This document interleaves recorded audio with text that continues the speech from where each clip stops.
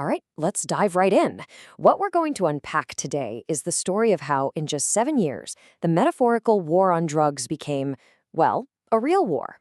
We're talking about the single most radical, game-changing shift in U.S. strategy against the cartels in more than 50 years. And really, it all boils down to this one question. I mean, what happens when the war on drugs stops being a metaphor and becomes a real war? What happens when the policies, the key players, and even the basic rules of the fight get completely thrown out the window and rewritten from scratch? Well, that's the story we're telling today. And the time frame here is absolutely critical. We're looking at the period between 2019 and 2026. This is when everything changed. The U.S. approach just did a complete 180, all because of the synthetic drug crisis. They went from a strategy of, law enforcement cooperation to a full-on, high-intensity military posture, a kinetic approach, as they call it. And the one thing that changed the game? Fentanyl. It's just so cheap to make and unbelievably potent. It supercharged cartel profits and armed them in ways we'd never seen before. Believe me, this wasn't just some small adjustment. It was a total revolution in strategy. Okay, so to really get why this radical shift even happened, we have to rewind a little bit. We have to go back to the breaking point. Because between 2019 and 2021, it became painfully obvious that the old playbook, well, it just wasn't working anymore. They were up against a totally new kind of threat. In this event, this was the flashpoint. It's known as the Culiacanazo. What happened was back in October 2019, the Sinaloa cartel basically acted like an army. They used paramilitary force to completely overwhelm Mexican authorities, and they forced them to release El Chapo's son, Ovidio Guzmán. This wasn't just a crime anymore. This was the cartel looking the state of Mexico square in the eye and challenging its power. It was the moment everyone, in Mexico and the U.S., realized the game had completely changed. So after a shock like that, the official policy had to change, right? And it did, big time. By 2021, the old way of doing things, the Security First Merida initiative, was totally thrown out.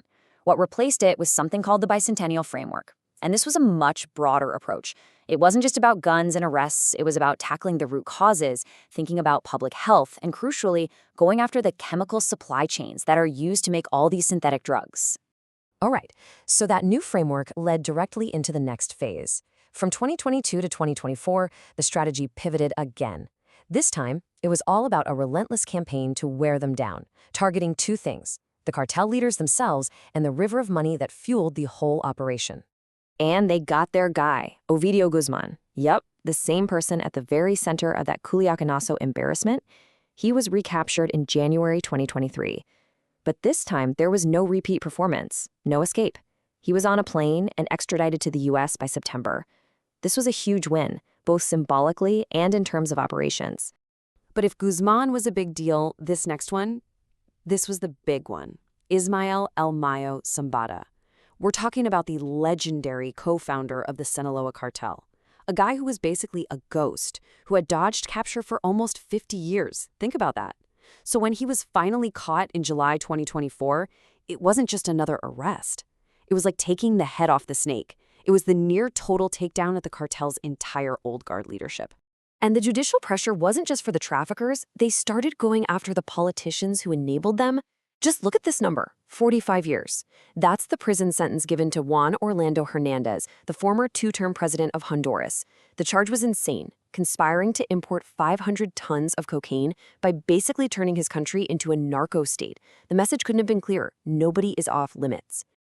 And remember how I said they were going after the money? Well, here's how they did it.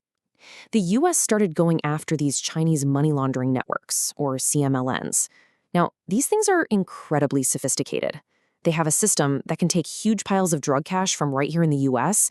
and, through a maze of transactions, turn it into Chinese assets. And the key is, it all happens completely outside the normal Western banking system, so it's super hard to track. By going after these networks, they were aiming right for the cartel's financial jugular. Okay, so this is where the story really hits its climax. The pressure from the courts and on the financial front was already huge, right? But in 2025, the strategy took a sharp, dramatic turn, a kinetic turn. The war on drugs was about to become a literal military-led war. And the way they did this was through a very specific legal tool. In early 2025, the U.S. government designated major cartels as foreign terrorist organizations, FTOs. Now, this is so much more than just a name change. This legal move completely redefined them. They weren't criminals anymore. They were enemy combatants. And that single change gave the green light to the Pentagon and the CIA to use military force. We're talking direct, lethal action against them. And the results were immediate, and they were stark. Just look at this. Between September 2025 and March 2026, the U.S. military carried out 42 lethal strikes on boats they suspected were smuggling drugs. Let's be really clear. These were not arrests. These were military strikes, and a lot of the time, the targets were basically civilian boats. And this number, 158. That's the total known death toll from just that 6-month naval campaign. And that includes people who were listed as missing and were never recovered. It's a heavy number, and it really drives home the very real human cost of this new military-first strategy. Now, obviously, a military offensive like this doesn't happen in a bubble. This kinetic turn sent massive shockwaves all across the region. It completely shattered old partnerships, but it also built new, much more aggressive alliances. All of a sudden, Latin America was completely split on how to deal with this. And you can see just how deep that split was. On one hand, you have Colombia, a partner for 4 decades, and that relationship just completely fell apart. But on the other hand, you had this new coalition popping up, with countries like Ecuador and Costa Rica actually signing on for joint military operations with the U.S.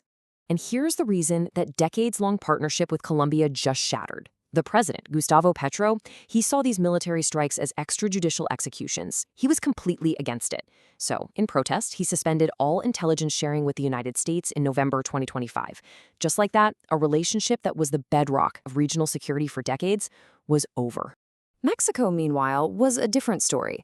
They were brought to the table with just raw economic muscle.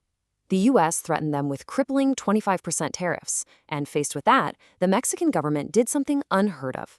They carried out a mass extradition, sending 29 high-value targets to the U.S. in a single day.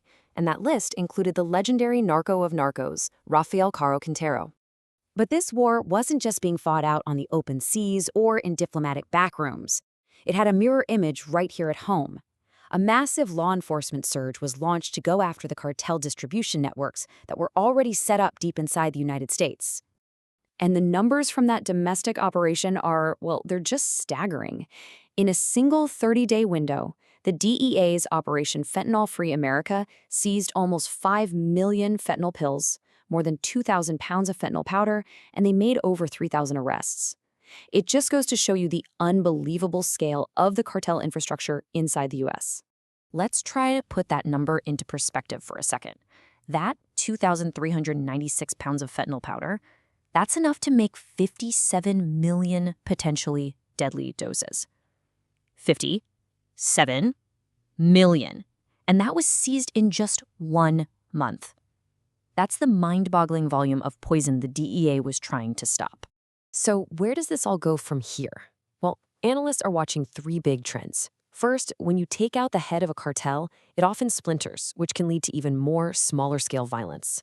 It's like the whack-a-mole problem.